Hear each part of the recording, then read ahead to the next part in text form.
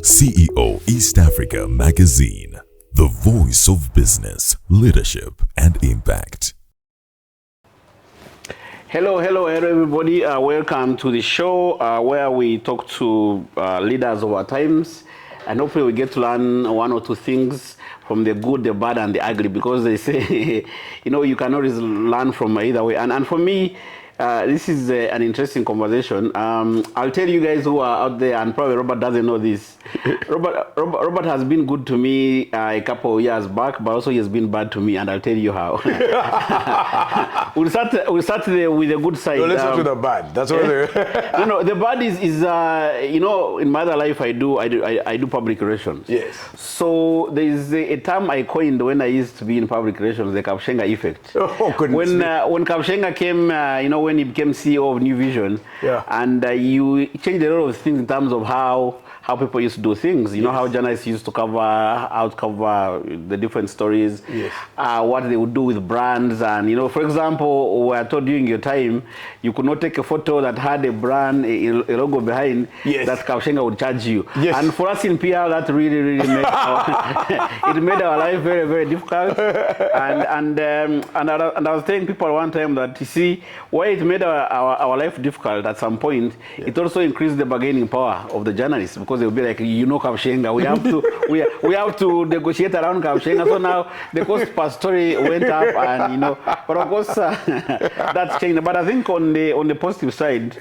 long time ago, and again I think I was still starting out my practice in PR, and I organized an event for media training. Yes. And in my life, I do events for a living sometimes, but I hate them as well, because things can happen. And I know that event, and actually incidentally it happened at Kabira, where we are recording. And I remember I invited you at the time. It must have been around 2007. Yes. I was a nobody, and you are the CEO, and you managed to come and give a keynote address. Yes, I think it was in a room. Yes, it was down there. That picture of mine has become quite famous, actually. Yeah, with the CIA logo in the... Yes, and I have a thing around without my glasses. Oh, yes. That event, it didn't turn out well. Well, for me, the photo made me very attractive, my friend. So I think it's on that note, so that but now that you raised that issue, I wanted to... Now you've given me a chance to explain it, because it had a business side. Yes. So there were two things that we were faced with. The advertisers now, or the marketing guys with advertise in their with the advertisers companies, thought they were being very clever by working around the need to advertise. So they said, if I can get more value by doing a PR event, Cham is going to get me more value with his PR practice than my advertising agent. Then they separated two things. So they didn't want to discuss the value we were giving them in PR when it came to making decisions of how much we're getting in terms of the share of advertising.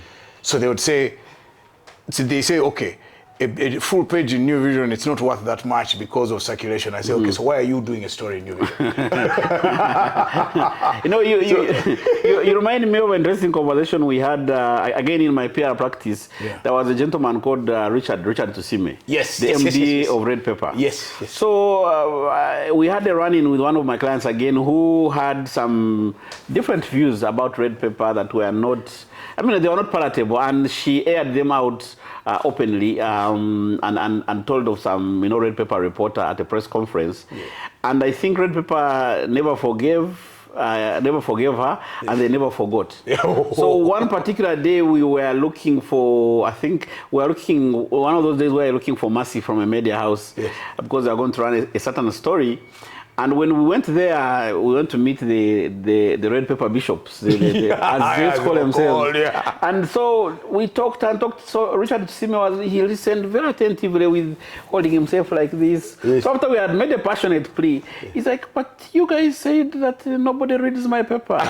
So it's okay. Let us run the story. No one will read it. Oh goodness." So those were the days that we had. But again, I think that's not why we're here. I think why we're here to catch up with a couple of other things, but I'm sure along the way we'll get to talk about the media, the changing landscape, and all that kind of stuff. For me, for starters, I'm interested in knowing, like, when I mean, I've seen you doing so many other things since you retired, and we'll get a chance to discuss them. Yeah. But I think we should start with the things that I have tried and failed to do, which is running. Where are you running? Who's chasing you? Where are you running from? So I'll tell you an interesting. Somebody who asked us exactly the same question. This morning, it's somewhere between 5:30 and 6 a.m. And we're running from Mutungo to Entebbe, and we reach Chibuye. Chibuye is like where there's a big roundabout on the road to the Entebbe airport, out of Kampala. So there is a big market in the morning where guys offload food stuff. Yeah. So these women are offloading. They're doing their business. Then they see a big group of guys running past. So one of the women remarked in Uganda, "Why are these ones chasing them?" Yeah. Yes. Running. Talk about running. I discovered. So first of all, running is the most democratic sport. Anyone from the age of 70, not even let's say 10, but let's give it. Anybody from the age of 16 to 64 can put on a pair of shoes and go and run, and will be treated fairly. Right now in our running club in Mutungo, the fastest guy, or let me say one of the fastest guys in our group, is actually 60 years. Wow. So it's the. Is it you? No, it's not me. That's why I'm so desperate to beat the guy. I have failed. I've tried for the last 4 years. I can't beat him. So the thing about what took me there was a different consideration, but it's taken on a life. It sort of centered me in a way that I could never have imagined. It's created a routine around my life, so that when the discipline, the consistency, the way I come to running is after that I take all of that in my other endeavors. Okay. Why is that important? Cham, you're a private business person. I dare say that your business is centered on you as an individual. So if Cham is not effective as an individual, if Cham stays in bed instead of waking up early, then the business suffers. In other words, the typical startup, we're typical startups. So the point at which I am, if I don't have an anchoring activity, other people will go to church very early in the morning and pray, others will do something. For me, it is running. Running has done it for me. But then, so that is the bigger sort of thing that helps me to have a routine. Wake up early in the morning. But then there have been other benefits. So there's a massive community of runners, both our running club and online, and you find there is a whole life in the world of running. People, runners talk the whole day. I don't know if you're aware of that in their WhatsApp groups. Well, given the way how they talk online, I'm sure the person they do. They talk the whole day. They're on Strava. They're discussing pace. They're discussing shoes. They're discussing shirts. They're discussing performances of guys in races as far afield as Samoa. So it gives you a certain community and a connection that you don't have when you leave formal employment. So you find new people, you talk to them. They say runners are the strangest people in the world. Why? Because we're the only people in the world who will wave at a person we don't know. Runners are the only people I know in the world who will happily wave at a stranger. So, you see a guy, you never met him before, no chance you'll see him again, but as soon as you see him on the other side, you're happily waving at the guy. But I think it comes from knowing the shared experience, the pain that both of you you're going through, the struggles of running. You're like smokers and Subaru drivers. Thank you very much. Born, produced, and taxi drivers, same mother. Interesting. So do you feel, looking back, is that the kind of place you needed to semi-retire to after the growing, your growing time in running business? Yes. I think that I needed to do something radically different from what we had been doing in the corporate world. In the corporate world, it is return on investment, revenue, business, the usual. Cocktails. Yeah. And in this world, you find guys, and the guy is telling you, man, for me, I ran for 20 kilometers without hydration. So how do you manage? So, and there is no need to impress anybody. I don't know if you understand what I mean. So, looking back at the pressures of running, businesses, especially the difficult media industry, would you think it's a kind of place you needed to retire to? semi-retire. I know you're not retired as such. And in fact, we shall talk about it, because I think that that's a word that has been tied to me because of the manner in which I exited my job. But I think that the concept and notion of retirement should be scrapped from, and I don't mean that people should stay in the same job forever. But where you are right is you've got to find something to go into. So I found myself going into running. It also coincided at the time I had decided to change and work out a bit more. So the whole of 2020, I actually tracked my running, and I'd run 2,000 kilometers in the whole of 2020. So then I made a decision that, after then I left office, I said, okay, now I'm going to run 2,400. Then the thing that has helped running a lot, or helped us in the running world, is the emergence of Strava as an app tracking your performance. That is so crucial, because you keep going back and saying, how did I do? Am I better than what I was before? So in that sense, it became a refuge. A refuge in which you find new meaning. A refuge in which you move away from the way life was before. You wake up in the morning, you're on the outside. Those days I would wake up in the morning, enter a car, drive to the office, enter an office, sit in the office, get out, drive back. Sleep. Yes, I think I was even vitamin D deficient. Now you go out, you sweat first thing in the morning before you get on to the other things of life here. So in a sense, it's provided the activity itself, but also the growing community around running gives you a bigger pool of people to deal with. I think I interact with more people now through running than I would do on a daily basis with my team at the office. I mean, the largest team at the office then was like 11 people. Today, this morning, we went out on a run with 33. Wow. Different people from different parts of the world, and we're telling each other silly stories, serious ones, and learning from each other. So in a sense, it was an interesting world to go into. And have you found some business partners in there, some clients? Have you been a client to some people as well? Yes. So first of all, now, when you're running, you're more accessible. Even the business person is more accessible. Yeah.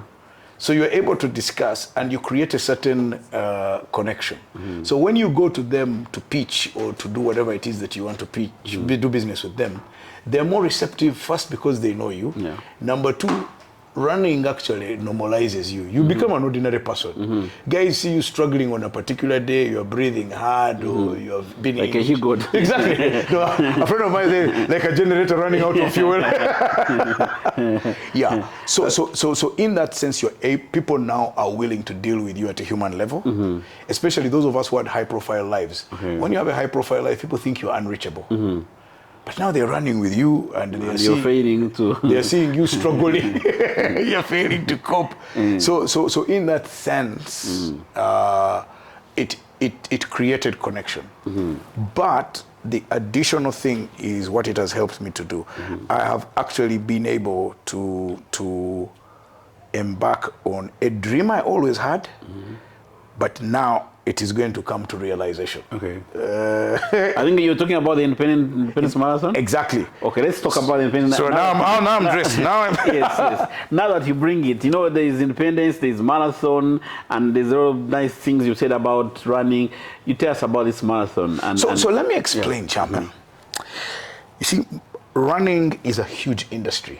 The apparel alone, I've had figures like $5 billion, like especially the shoe companies. It's that big as an industry.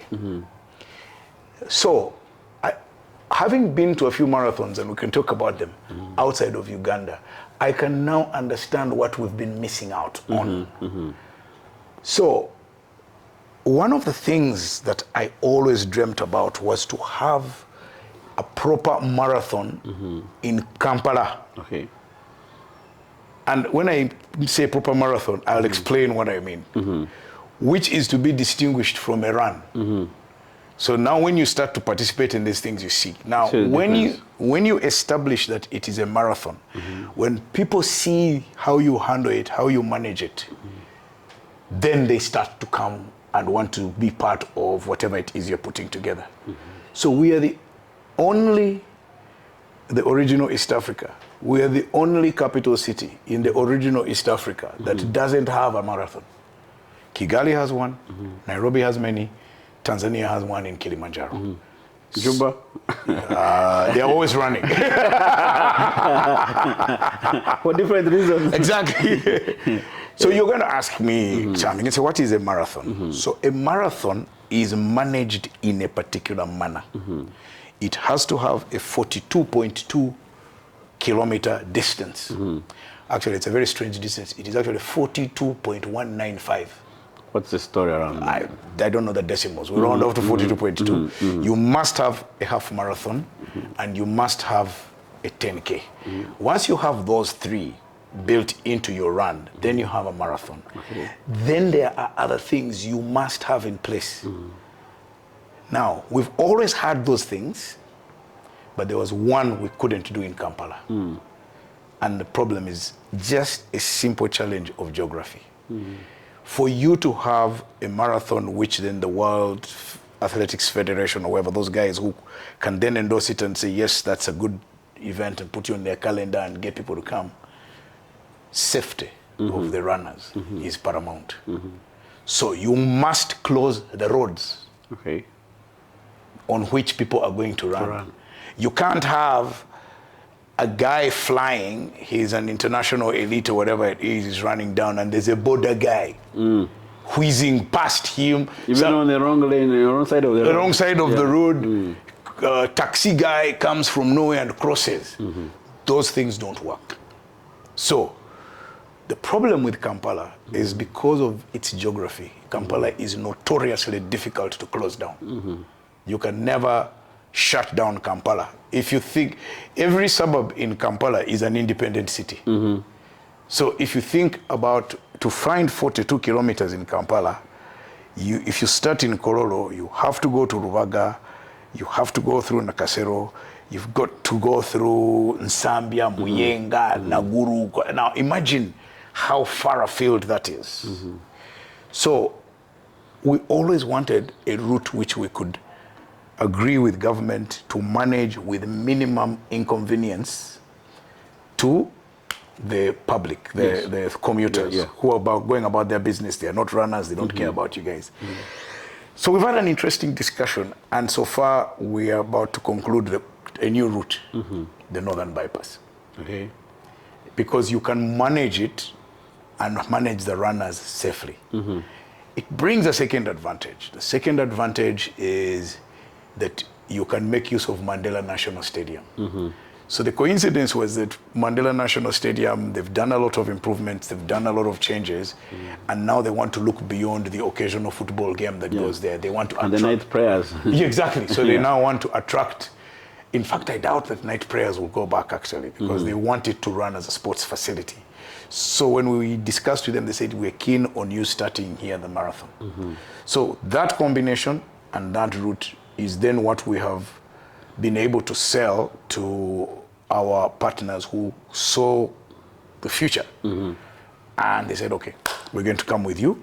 We give it a try. We tried it last year by going from Kampala to Entebbe, and we had 3 casualties. Guys were hit by borders. Yes. So we said, no, we must find, the one thing we must do as a running experience in Uganda is make it safe. Now, if we can, which I am confident we will, pull that off, then we will have bequeathed to Uganda 2 things. One, a running experience they can be proud of. One that they can put forward as like all these other marathons and say, we also have our thing here. And we attract. But what then that does is it creates business opportunity. So just let's look at the ordinary person. You can create a food district. Each club in Kampala has its own person who makes for them breakfast. If you have this one event where they can go and do business, excellent.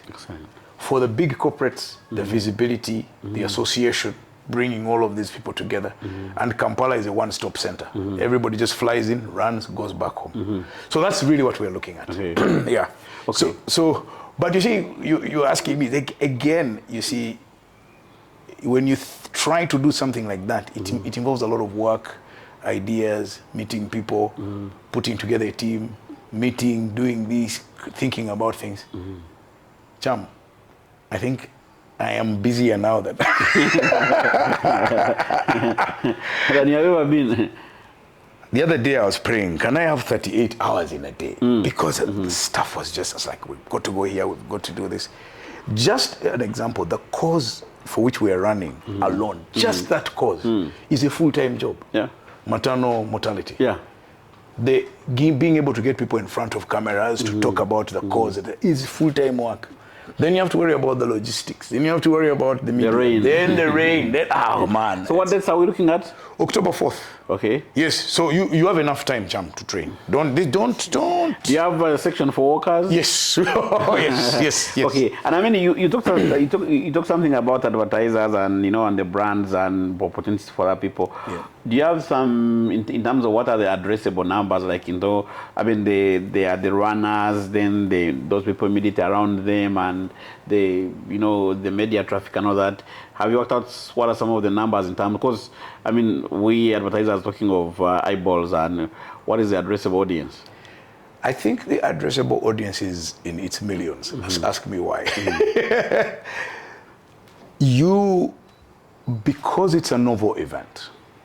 First of all, it's the first time that route is being done. It's the first time a run is starting in Nambole. There are many firsts.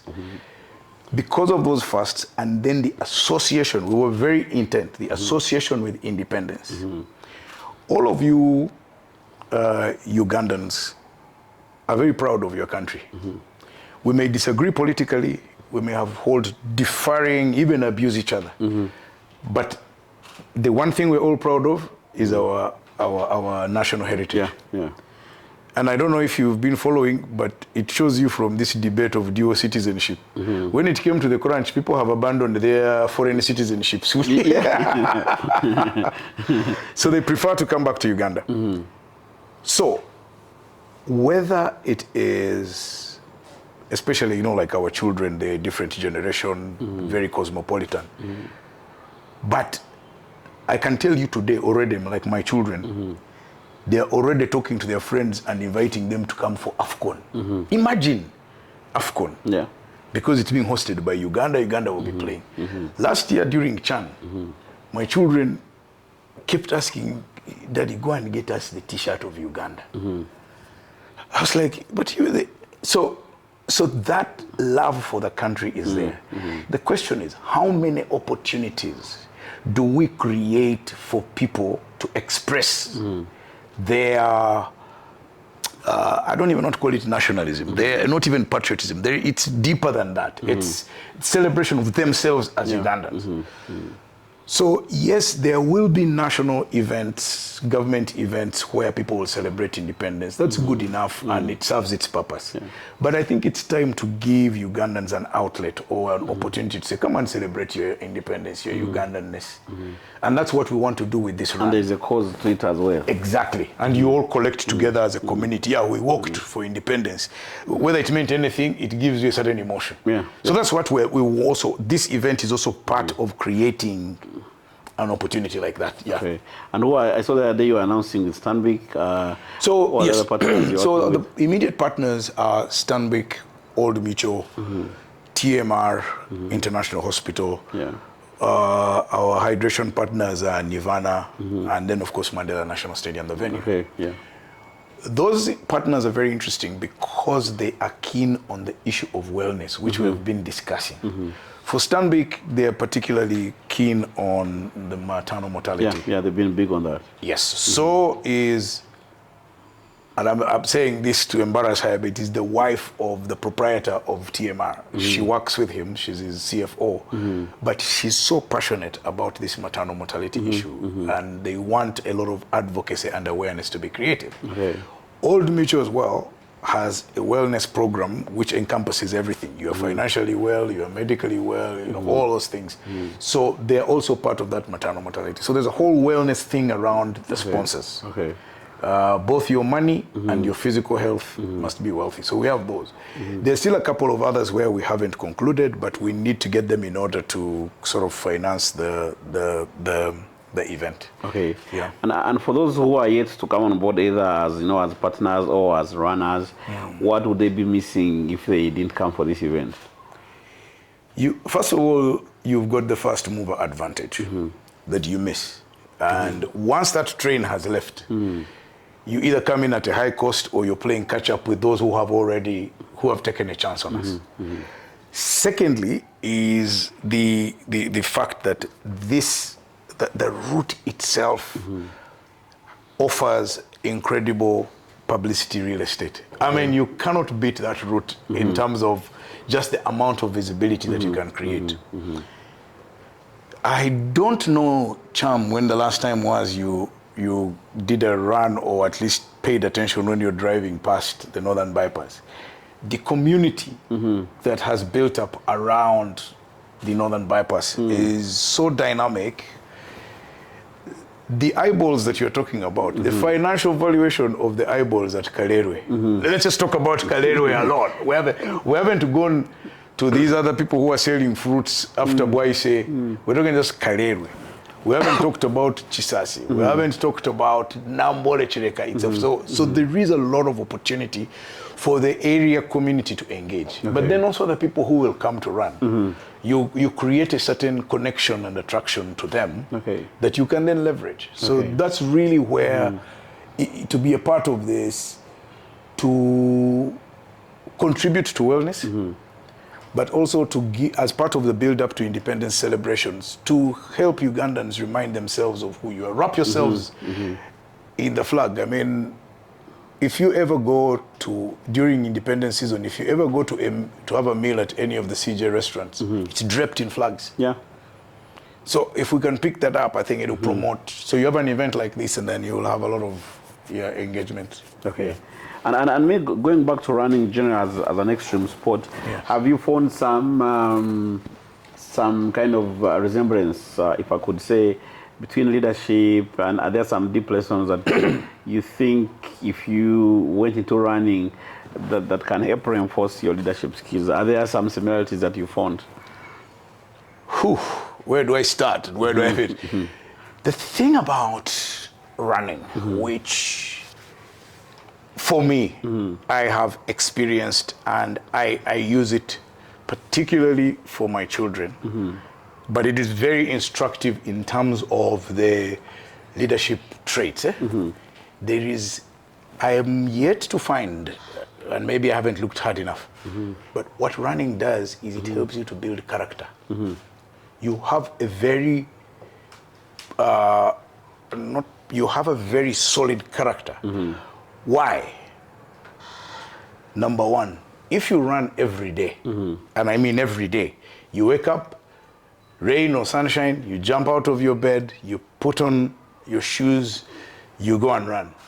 There is the first element you're building is consistency. One of the biggest advantages of leadership is consistency. If you want to succeed, you have to be consistent. Number two, to do things even when you don't feel like doing them. Running teaches you how to do that, because there will be those days you wake up, you don't feel like doing anything, and then you hear a sound on your roof, and you're like, am I going, or do I go, do I not go? The third one is it helps you to get along with people. First of all, the people you run with, but like I said, that thing I said about strangers, is that it helps you learn how to connect with the people. Why? Because after you've met and waved at this stranger 3 or 4 or 5 times, you create a connection. Now you're not strangers anymore, but it teaches you, if you're an introvert, for instance, you learn how to reach out to people. Always, when you're on the run and you see a guy suffering, be the first to wave. Then maybe next time you ask for his number, then next time you run together, then before you know it, you have a community. So there is that element of connecting with people. But there is also just sheer endurance. The ability to run through a distance, however painful it might be. So that also teaches you that you're not going to get immediate results.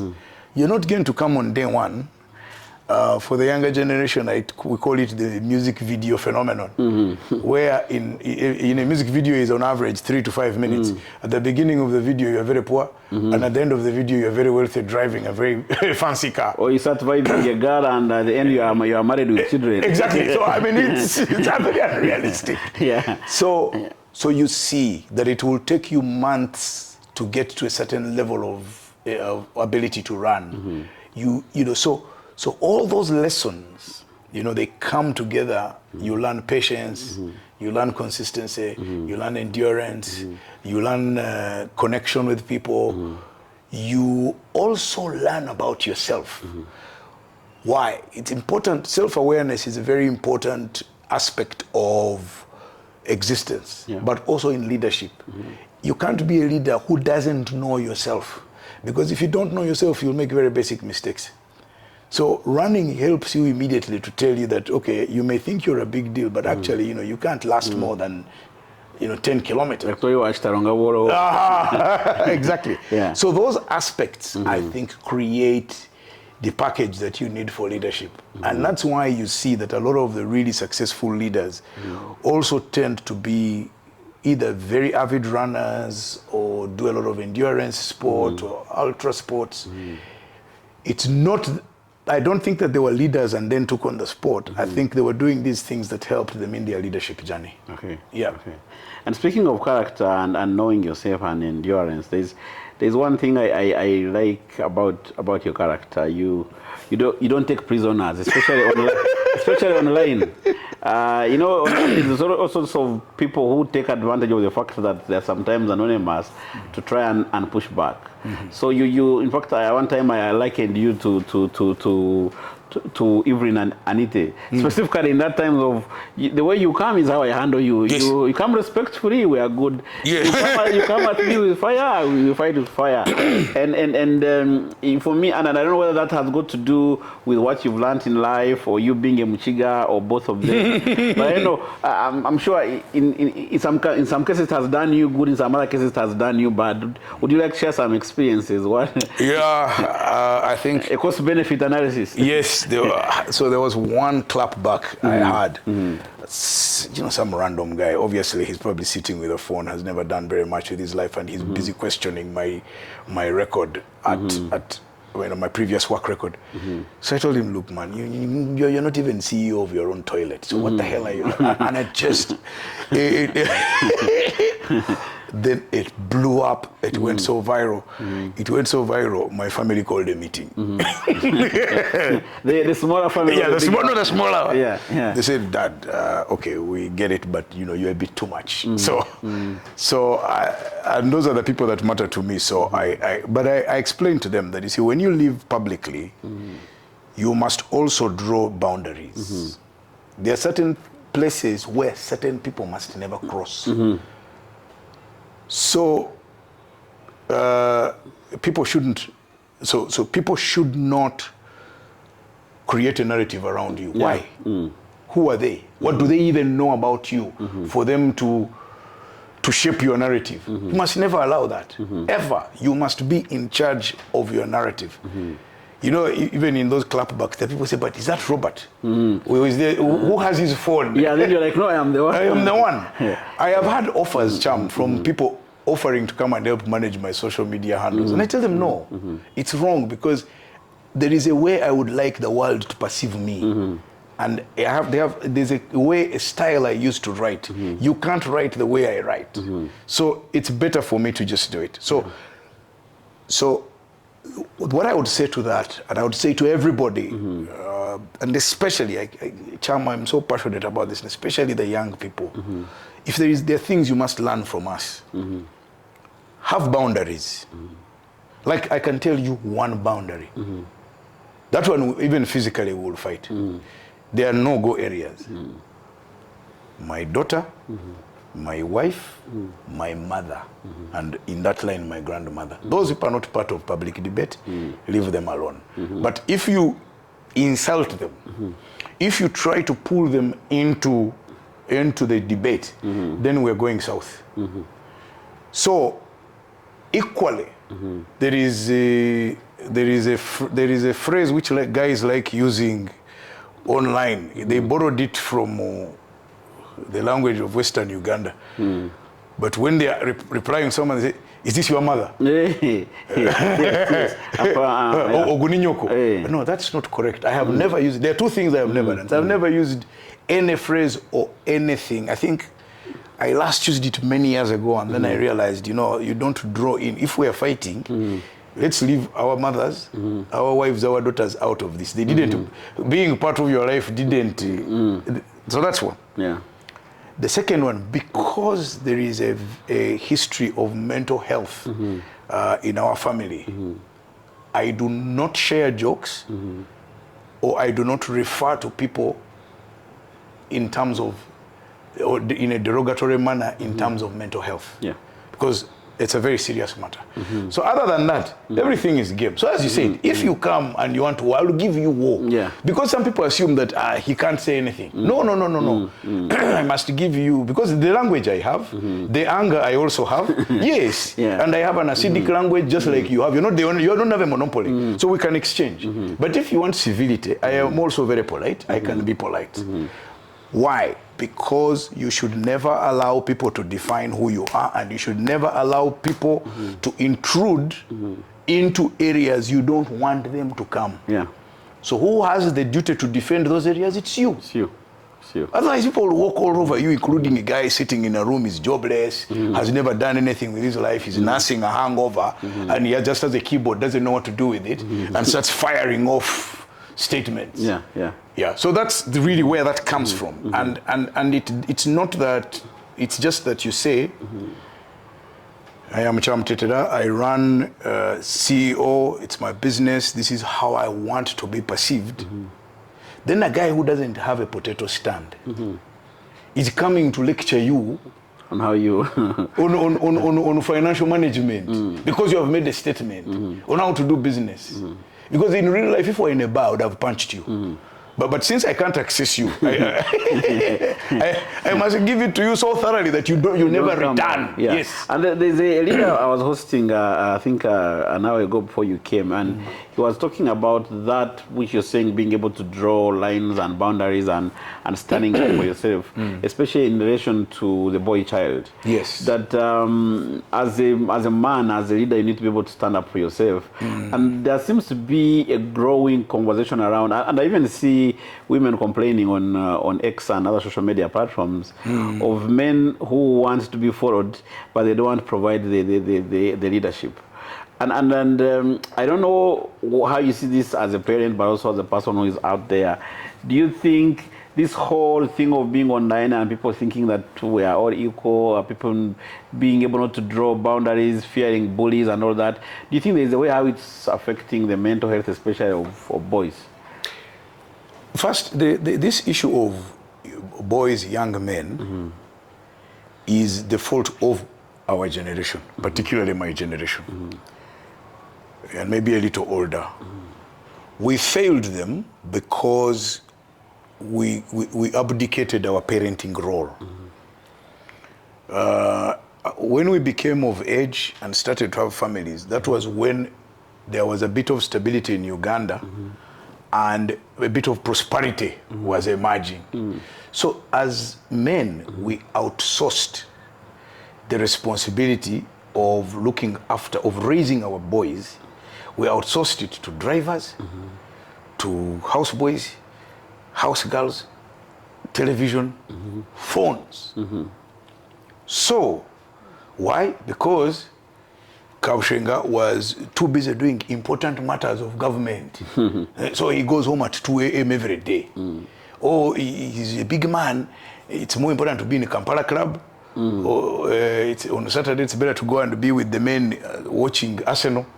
So we lost that responsibility. Now, what else was happening? Meanwhile, the mother, our wives, and their daughters, they've built a bond.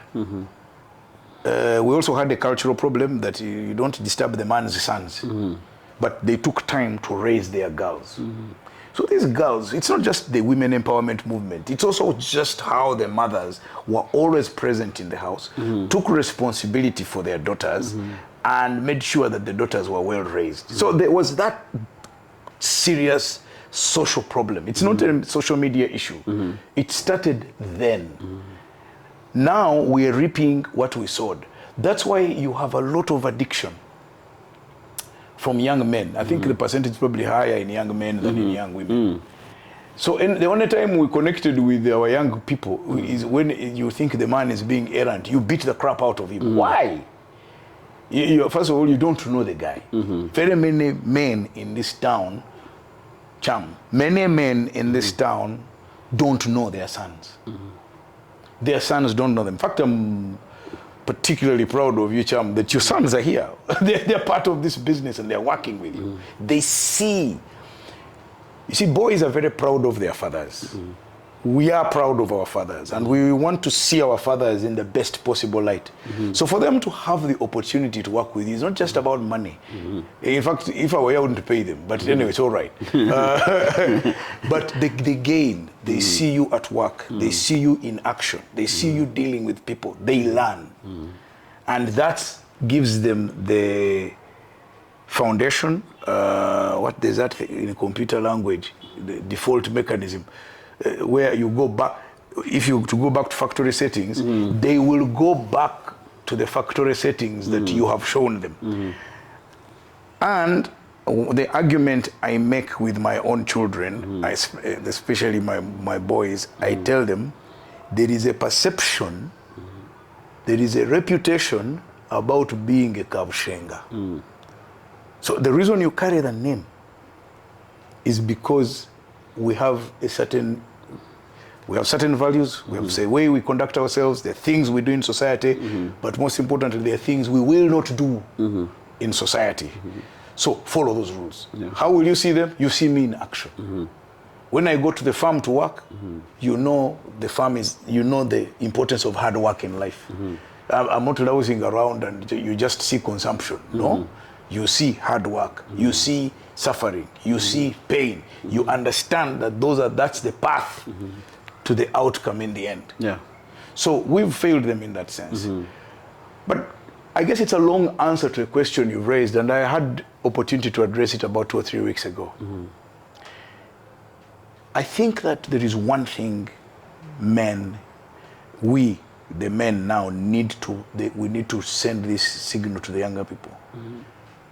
Being a man is a responsibility, not an entitlement. Or rather, not a privilege. It's a big responsibility. And the example I give is when we were young, and I'm sure, Cham, you did this when we were young. We would go to the village. Because me, I was both in town and village. So you go to the village, like clockwork, in the morning. The roles are very clear. So first of all, you all go to dig. After digging, you come home. When you come home, you all come with firewood. Now when you reach home, you split. Some of the girls are making breakfast, the others are peeling. The boys go for water. You come back. Well, but you make sure you have bathed from the stream. So you bring water home, then you sit politely and wait for the girls to bring the food. You don't ask, you don't come and say, for us we have brought water, where's food? No, you wait. Then they bring the food, it is served. Usually it was a porridge. So they serve the porridge, you have it, you clean your plate, you say thank you. Then you take the cows for grazing and water. The girls now start preparing lunch. So the roles were clear. Now, today, young man wakes up. There was a game when my children were young. I don't know if you guys were. There was a game called Wii. So they wake up, they play Wii. Or these days, I think it is Xbox. It can't be that. And then the breakfast finds you when you are playing Xbox. Something is not right. They beg you to eat. But please come and eat. Come and eat. You even abuse people. I know families where each child has a worker. How did we get there? So I am appealing. Let me use this chance to appeal, especially those of us who are in positions of responsibility. Let us model the behavior of being responsible people we model the behavior of working, but not the behavior of entitlement. Why is someone carrying your bag? Why? You have two hands. In fact, it is good for you to be carrying heavy things because it's good exercise. Why another one is carrying your phone, another one is carrying your bag, another one is carrying this. You forget basic things to buy. You can't go and do your own shopping. So I think that for us, the men, we need to show the young men that life is about being responsible, taking responsibility for things that emerge, for taking on the bigger problems of society, not to be a burden ourselves now. And play PlayStation at 35. and I mean, I attended with you the launch of Francis Kamlega's book. Yes. Where basically he talks about, from success to significance. Yeah, to significance. Of course, in between there is him reaching the climax of his career and then, of course, switching and looking at your own career, rising to head one of the region's largest media groups. Then, of course, leaving and then finding a new life in coffee. And I'm sure there's a couple of lessons out there that I would love you to share with us, especially in terms of rising to the top, then switching and finding relevance, and the lessons in between there in the transition. Especially, I like to joke that one of the things I used to hate, and sometimes I still hate about, especially being a business journalist. You attend a meeting at Serena, MTN has made 400 billion, then you have to jump on a border. So when you hit the media house, you are very powerful, and when people call you, say, oh, please don't run this story. So, and I've had you share some interesting conversations that could be there for some leaders, especially recently we've seen some guys who are struggling with leaving office. And probably because they fear what is out there. What have been some of your experiences? But we're here. We're out there. We're here. I don't look too bad. No, but the more serious issue is that I think corporate leaders, maybe leaders generally, but corporate leaders, the advice I would give is two things. One, do not ever lose yourself in a job. Do not fuse your identity with the position you hold. So I was a bit lucky. And the second thing that I want to talk about, in case I forget to remind me, is that you owe yourself, no one else owes you, to reinvent and reposition yourself in your new circumstances. You can't keep saying, when I was. No, we don't care. Yeah. There's a new person there anyway, who is now. So what are you now? You get what I mean? So, the point I wanted to make about identity is, I'll give myself as an example. The new vision, and I was grounded by, first of all, my immediate family. So for my immediate family, what was always a grounding thing is that to my children, I'm just their father. They had no sense of my position in society, none whatsoever. Partly because I shielded them. I made a very, very conscious attempt to shield them from. They just knew, yes, I was an important person, but they didn't know the magnitude. Number two is my wife. For her, she never got caught up in my position as whatever positions. For her, I was just her husband.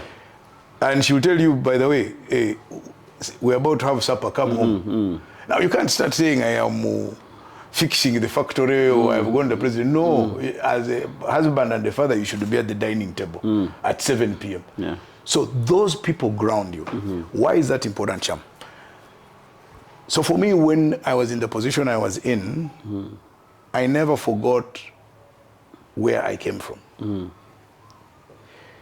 I knew how I was born, the circumstances under which I was born, my background, how I was raised. So I could never forget that and start to assume that somehow, since the day I was born, I was a big person. So for me, the job was an opportunity to prove my abilities, to do work. I didn't feel that I was entitled to it. In fact, for me, every day, until the day I left, was trying to prove that I deserved to be in that position. Now, when you do that, you never forget your own limitations. You never forget your gift. And you're always grateful for the things that have happened to you, for the chances, for the opportunities that have been created. So in that sense, any leader who finds themselves in an office that has a high office privilege, please remember, I used this phrase. I mean, it's a statement from our home to illustrate what people need to do in answer to your question. And I'm sure you know it because you're from our area. There is the Bachiga. Sorry, I've used the wrong phrase. Abachiga. Abachiga say, "Gata gata gatebirwe ngo wabo nembeho." That it does not matter. Translation is, it does not matter how much water boils. You know, when water is boiling, it makes so much noise. But it forgets that where it came from. It's a cold place, calm, cold place. But when it has finished boiling, it will cool down and be cold again. That is such an important thing for you to always know, that when you are finished, you will go home. And when you're at home, you are not a boss. So I never used to carry work at home. So the office remained at the office, home remained home. And so you don't carry. So that was element number one. Number two is what you've asked. You have to reinvent, whether you like it or not. Otherwise you fade. So I asked myself, so what am I going to do now? What am I going to be? How can I find meaning? How can I find a new focus, a new area where and thrive in that area? I'm sure you know that there were also people like Andrew Rugasira, Henry Ngabirano. They had created a high profile around coffee. So I asked myself, I'm going into this coffee farming, but what can I do with coffee to create a new, for myself, a new role and be of some help and relevance? And so I went into a bit of coffee advocacy in various ways, and also to help people to have a better understanding of coffee. And that gave me, you can imagine, to leave media and to go straight into coffee. Two worlds. Two totally different worlds. I'm learning many new things that I didn't know. So that was one element. So I redefined myself around that. I have redefined myself around running and what we call ultra sport. So I do mountain climbing. Like now I've told you, I'm organizing the Independence Marathon. Then the third thing is I never quite left media. I just found a new way to do media. I remember the spaces that took the world by storm. Exactly. I was very lucky that the spaces had just been created, and then there was a young man, Cheyune, Brian Cheyune, who then told me about spaces, and that's how I started doing spaces. So I found I've always loved broadcast. I've always loved podcasts. So now I've gone into podcasting. Keeps us going, keeps the conversation going. So I've got three areas that keep me busy. But then I've also realized one thing else, Cham, that in the communities in which I operate, there's so many. I actually keep the company of much younger people. So for instance, nowadays, I would be more comfortable with your sons than with you. You are just taking me back. I'm not as old. and I was thinking about broadcasting Bad Natives podcast. What's the idea behind Bad Natives? Why are you trying to be Bad Natives? So Bad Natives was the name that Charles found, and I can explain that. But the idea is because in discussing how we came up with it, and first of all, I am absolutely, congratulations on you doing your own CEO podcast. Thank you. It's this conversation that we are having, especially if you can transfer what you do with the CEO East Africa in text, if you can bring it to audio, it will serve a very powerful purpose. Why? So it's the same reason we're in Bad Natives. So two very powerful forces. So technology is evolving and changing so fast that media as we knew it will not be there anymore. It's gone.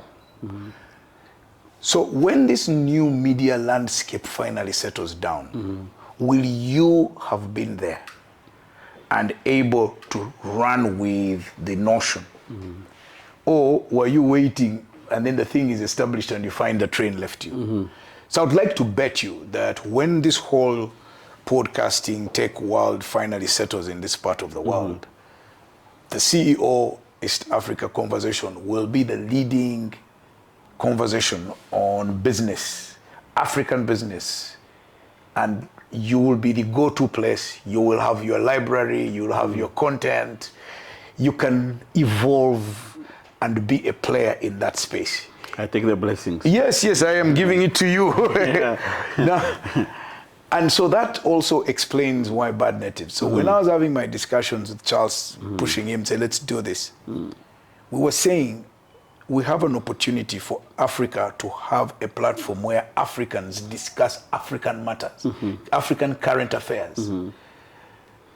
Otherwise, we have to settle for African matters being discussed by Europeans and Americans and Asians without our participation. We're just a subject of discussion, but we're not participating in the discussion. And if we're not useful, we're ignored. Yeah. And yet, there are subjects and issues on the continent of Africa by Africans that people like me and you who are in a prominent position in media need to bring to the fore for the consumption of people. And so that's where we're coming from, to say, we have a bit of experience. We've been around for a while in the media. But the old media, as we knew it, is not going to serve the purpose. Number two, technology now makes it possible for us to be in different parts of the world and have an immediate conversation. So why don't we take advantage of it? So right now, we're in the mistakes mode. We're in university, we are studying. So when technology finally settles and becomes usable and the quality can be higher, quality of sound, immediacy of picture, you know those things. Once they improve, they will find when we're now versatile and we can execute flawlessly. So it's important for us to be in there now, even if we don't have the numbers, as people are always saying, how many subscribers do you have? But that's not important. What's important is to lay the foundation for a new media. When that new media arrives, you had better be that parable of the virgin. Of the virgin, the one who went sleeping. So I can imagine now your boys, when they are like, 35, they will be firing off a powerful media foundation, having learned so many things at this point. So for us, we're saying the Americans now have their voices, the Europeans have their voices, the Asians have their voices. We cannot just be a subject of conversation. We must create our own conversations. And that's where we're coming from. Yes. And having been in the media, especially like traditional media, and I've been tracking this industry. I know that looking at the last numbers I saw of ABC, I think the last time Uganda sold the highest number of papers was like 2006, which I mean much more or less the same as in Kenya and everywhere else, and all these changes happening. Of course, it's not by accident that the Aga Khan ran away from NMG. I think looking at their numbers, they are going down.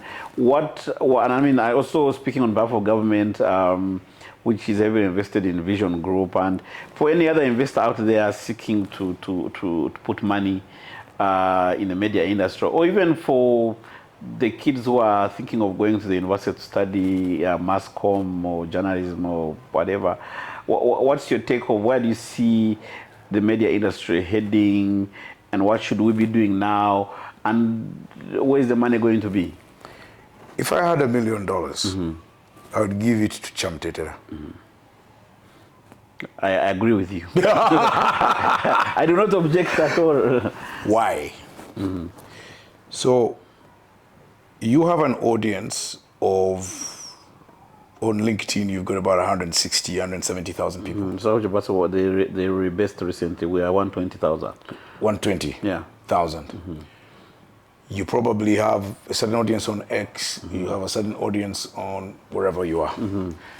The question is, how do I enable Kyamutetera or Kasuku to leverage and scale up their business model. Because that's the business model of the future. It is built on a new technology. It is built on a versatility, and it is built on a new type of thinking.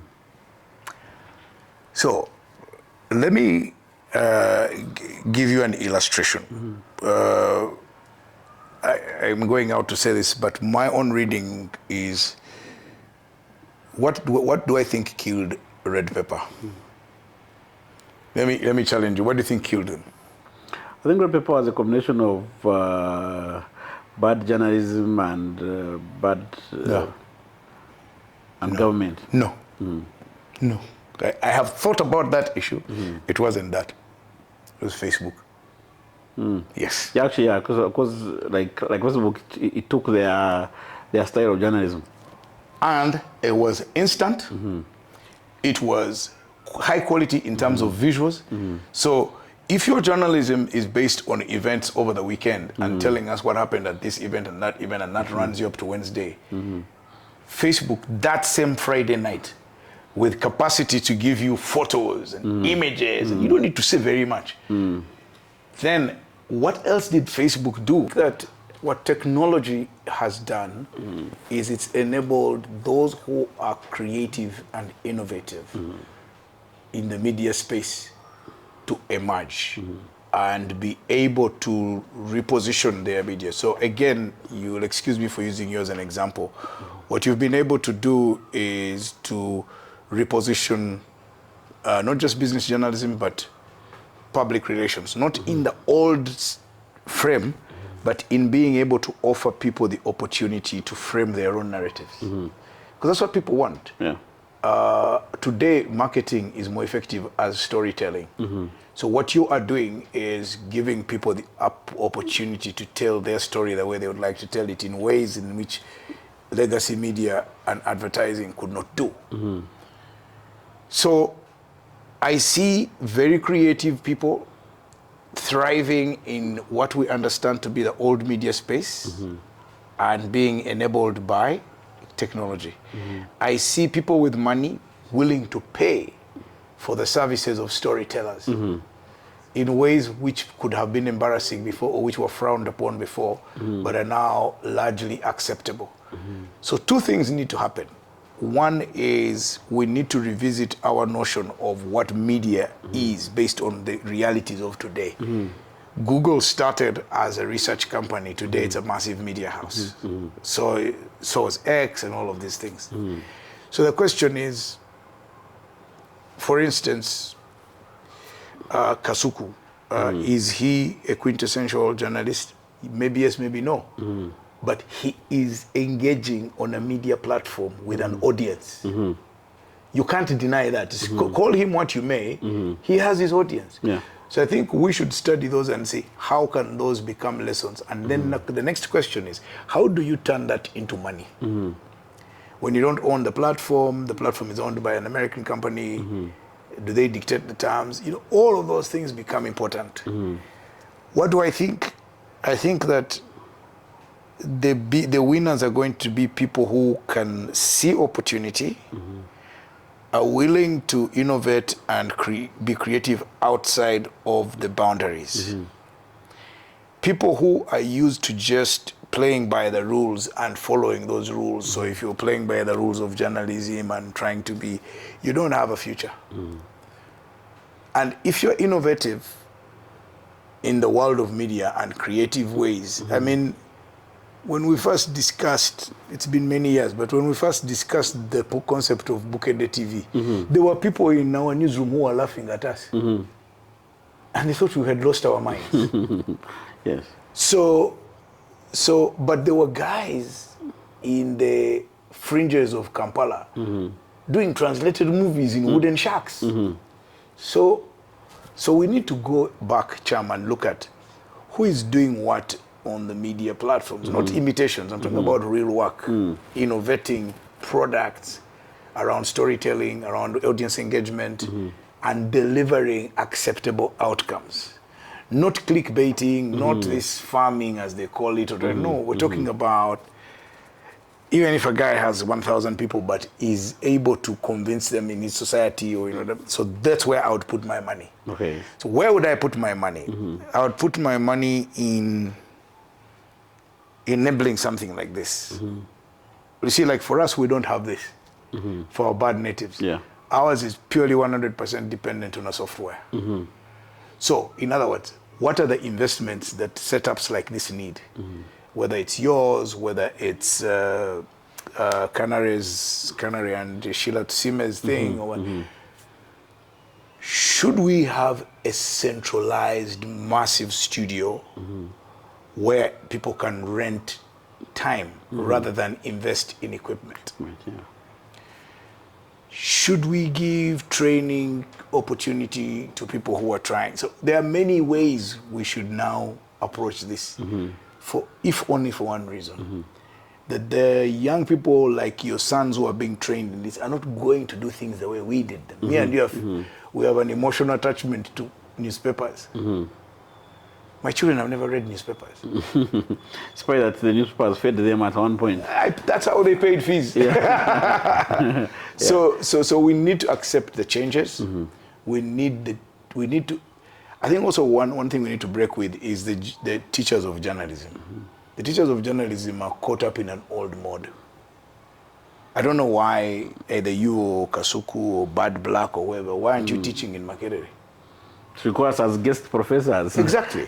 Professor Kasuku. Yeah, because you know how to deal with this new technology world and deliver content than a lot of the guys, the people who are teaching journalism when I had just left university are still the same teachers. Adolf is still teaching journalism.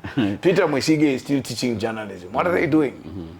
How they don't even have, many of those so-called teachers of journalism don't even have a presence on social media platforms. So how can they possibly be taking us into the future? No, they're not. So that's what I would say about the future. And I think it's being constructed in places like this. Interesting. And of course, everybody knows that a conversation with you without coffee in it is an incomplete conversation. And I kept this, one for a couple of reasons. One, they say these days, you know, the coffee farmers. I mean, I can explain your nice sneakers. How often do you find, coffee farmers with such, high-end sneakers and taking on expensive sport like running? So that tells a lot about coffee. But I mean, on a more serious note, I've seen you, one day you're talking about, online, speaking so passionately. Recently, I've seen you've been in the UK and I think in Europe trying to represent Uganda. Let's talk about coffee in Uganda from your perspective, the good, the bad, and the ugly. What excites you? What worries you? Let me start with what worries me. Is there is a lot of false narrative and expectation around coffee by people who should know better or who simply have not invested enough time in understanding it. So the thing that worries me the most is that young people who otherwise would have been very interested and can do a lot in coffee are being driven into coffee by false expectations and false narratives. They think that coffee is either a sure deal or there is quick money. And so everybody's coming because you have these headlines. Coffee made $2 billion. But what about the journey to the $2 billion? Some of us have been at this for 10 years. We have enough scars to show for it. So what's worrying me, there's too much noise. Everybody is trying to, and they're going to confuse, they're going to muddy the waters. They're going to muddy the waters because they'll create a false narrative and people will make mistakes. Why? Because there's a lot of mistakes already being made on social media. We present this glamorous picture, but actually coffee is tough. It's very tough business. The margins are very small. You hear a guy has exported 10 containers, but the margin on each container is $500.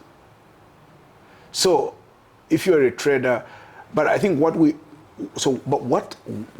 excites me? What excites me, number one, coffee has been the most dependable and consistent source of income for Uganda, regardless of our circumstances. Even when we were at the lowest point of civil war and fighting, we still exported coffee. So when Museveni had cut off the western part of Uganda, they still found a way to sell the coffee through Rwanda. And the ones here, they would fight, then they would allow the coffee to go. So, and this is the interesting statistic. Coffee overtook cotton as the main export and source of income for Uganda in 1931. It has been like that. Let me tell you another thing. All these embassies whose assets, I mean the properties we have in different parts of the world that house our embassies, were bought by money from the coffee boom of 1976 by Idi Amin. When the Kenyans caused the closure, Kenyans were very clever. They caused the closure of East African community, the collapse of, they triggered it because they knew all the aircrafts of East African Airways would be in Kenya. And the railway wagons. So once they did that, they just appropriated everything for themselves. Yeah. So what did Amin do? He got his coffee money and started an airline. The money that built Narubale Dam in Jinja, where you guys crossed, there's a dam there. It was money from Bugisu Cooperative Union, coffee. Now, Bugisu used to lend money to schools to build.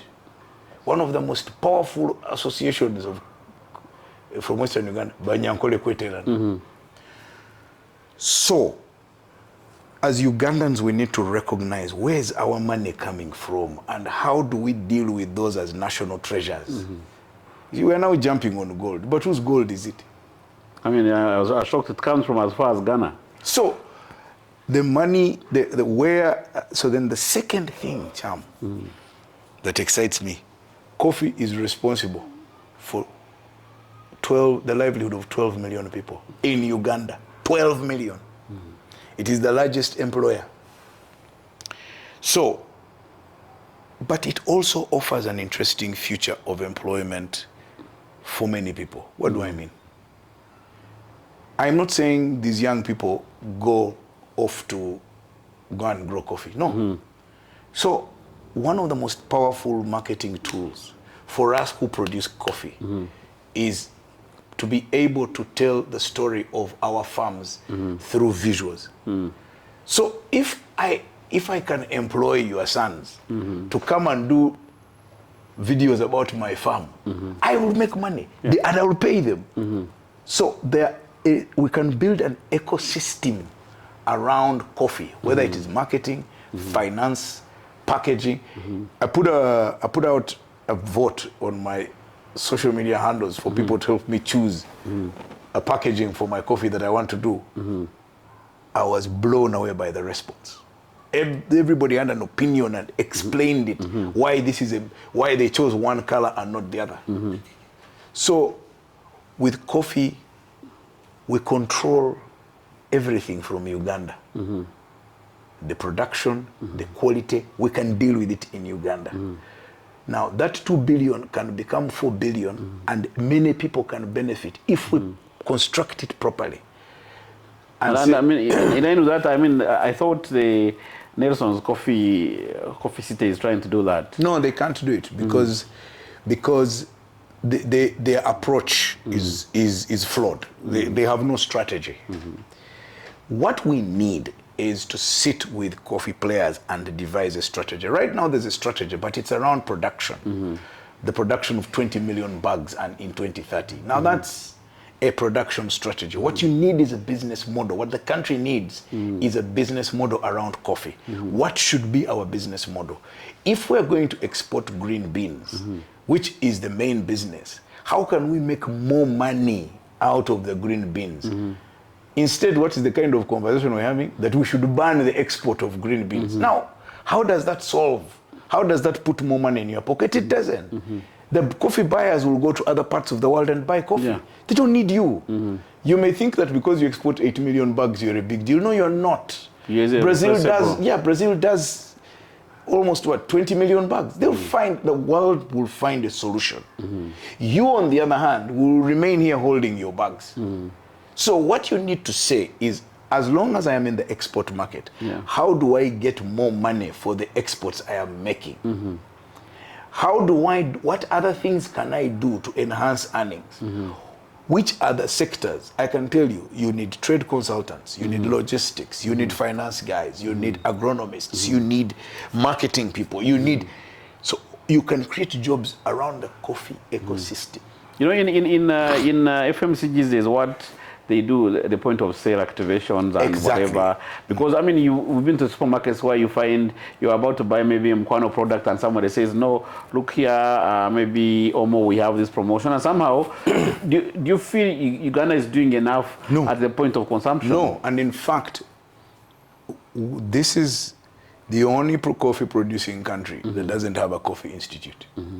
Yet, we should be getting, so every Ugandan, knowing how important coffee is for our earnings, every Ugandan should have basic knowledge about coffees, very basic, so that you're able to explain to anybody that coffee is like this. But if I was to ask the young people in this room, how many types of coffee are there in the world? What are the varieties? If I give the coffee anana and coffee romida. Exactly. So we need to invest in getting our society to understand it. We need to invest in designing a business model. For me personally, why did I go there? There are many reasons, but one of them, of course, is sentimental.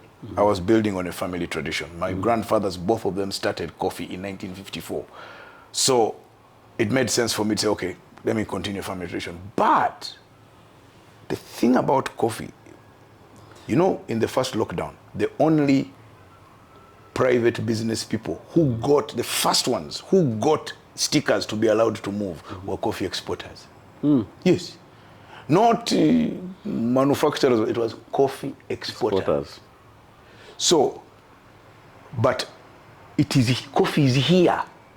Tourism, if they say the hotel, if we don't go to that, they want to go. But for us, we'll grow our coffee. And people will buy it. Okay, and you have some interference in the Straits of Hormuz, but you'll grow your coffee. So, and I'm saying young people don't need to necessarily all grow coffee. Some can do seedlings. Some can understand how to market for us. Some can understand how to help us manage our finances. Some can help us understand trading. Some can help us with logistics. It's a big thing. Documentation. For me to have my documentation in technology, I don't need, I need to pay a young guy who understands how to create files, how to keep documents, and then I know if I need my information, I'll find it here.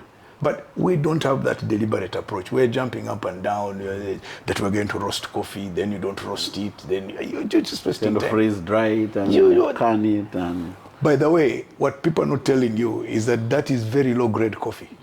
It's not even the best in terms of what do you call? We sent our samples just now. I was looking at my phone. I've just received my results. We sent our samples to a big. It's called Great Taste. They're a big UK institution that tests different foods. So they test coffee and give you a rating. I go 1 star. One of our guys got 3 stars. 2 other people have 2 stars.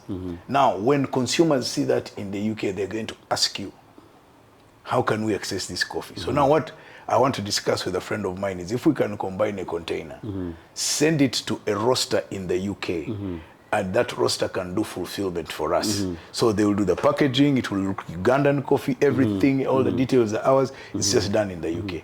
It's better than me trying to reinvent the wheel and then send it to go and, my friend. And start all over again when we do. There is a retail issue. How do you get retail space in an outlet in Finland? How? Rugasa tried and... He knows that story very well. So I think that on the coffee side, there is a lot of promise, but if we can manage the politics around coffee, there's a lot of misleading information. Get the real serious players to sit down and say, this is what we need to do. It is the only promise I see for our children. If we let our children down on the coffee, they will have nothing else to do. I hear you. Thanks a lot for your time. Hope to catch up with you. I need to run. Can these shoes run?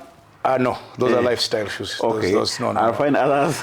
You can get this brand. It's a really good brand. Follow CEO East Africa Magazine across all our digital platforms and stay connected to the conversations shaping business, leadership, and impact in Africa.